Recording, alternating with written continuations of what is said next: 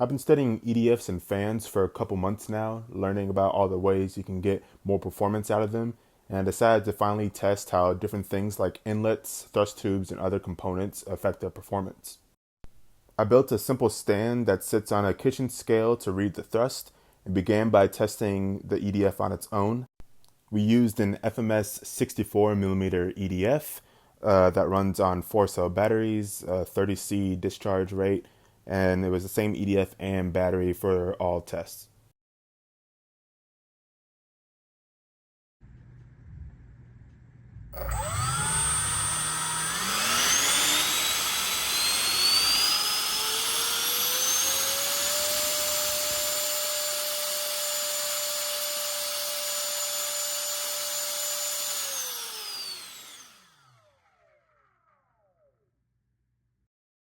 In the next test, we added a simple inlet to the EDF.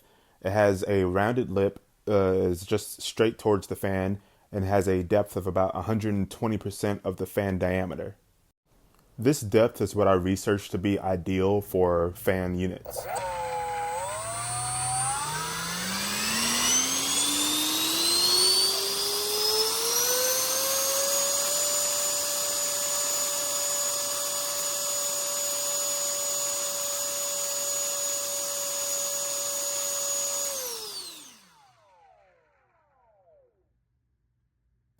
In the next test, we added a thrust tube to the fan. The length of the thrust tube is about equal to the circumference of the fan, and it shrinks in area to about 85% of the fan area at its farthest point.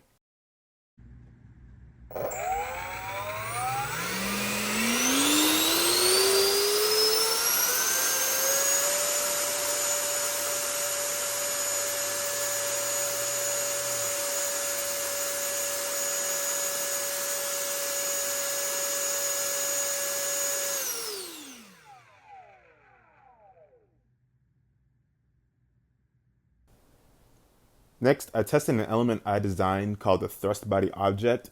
It's going off of the theory that EDFs lose a lot of efficiency right after the motor for the fan eliminates. You can see in this sketch that a normal turbofan engine, the turbine core is much longer than the EDF motor.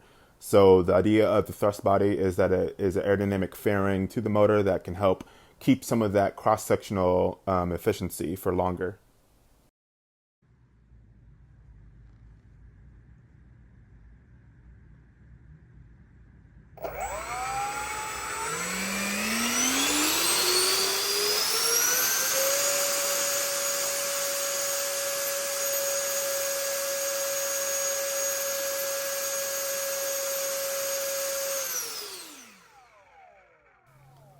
The last configuration I tested is an attempt to emulate the turbine layouts that you see in aircraft like the Challenger 600 or even Boeing 737s, where the turbine core pokes past the fan exhaust tube.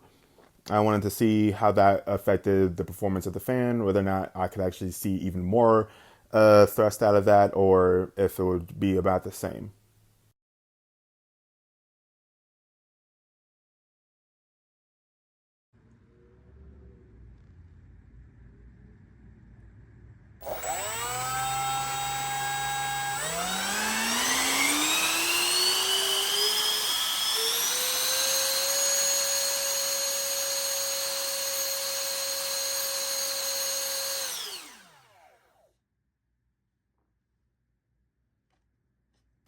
When looking over the peak thrust I recorded, you see a drop of 13% if you add an inlet to an EDF on its own, but an increase of 10% of the thrust with an inlet and thrust tube, an increase of 25% over the naked EDF with the inclusion of the thrust body, and then about only equivalent thrust with the short tube setup. The fact that I was able to record deviations in peak thrust as much as 25% apart really illustrates how much EDFs depend on careful inlet and thrust tube designs, where even the inclusion of experimental thrust bodies can dramatically increase performance.